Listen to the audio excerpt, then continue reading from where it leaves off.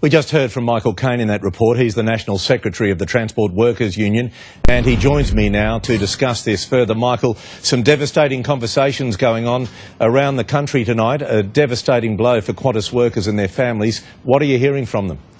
Yeah, well, it is low, Peter. Obviously, 20,000 families tonight who are having very, very difficult discussions as a result of this virus. And the government has made the health decision to shut the borders down. And what we have to do now as a community, as a government, as a set of companies in aviation, is face up to the consequences of that decision. And the problem for workers at Qantas today is that they appear to be bearing the entire brunt of this decision. It's only 48 hours since the government announced a $715 million relief package for airlines, and there was no evidence of that today. The only evidence that was out there was workers being asked to donate the leave that they'd built up, sometimes, Peter, over many decades for their retirement, for the education of their kids, with no promise that it would ever come back. So I just want to clarify, they're not getting paid for taking long service early or for taking holidays? Well, of course, they get the leave that they have accrued, but this workforce is confused. 48 hours period since $715 million was promised to airlines.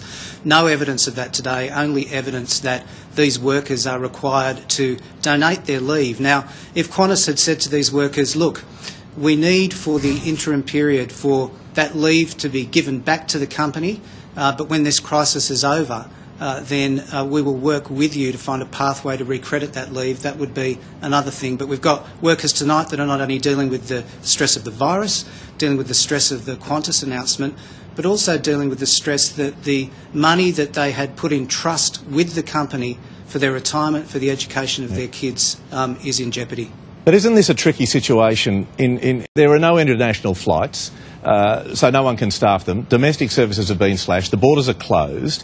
Really, did Qantas have any other choice? What would you do if you were sitting in Alan Joyce's chair and he's facing a $4 billion wage bill this year and he's got to park up all these aircraft?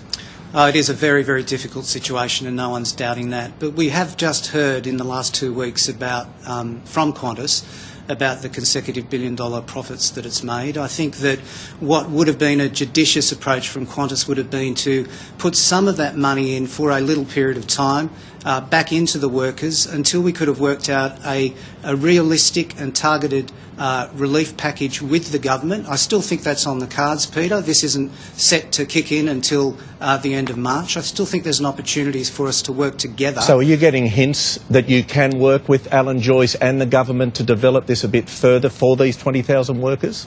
Well, certainly I'd say this to these workers, that this is a time when we have to come together as a community, a time when divisions between employees and employers should melt.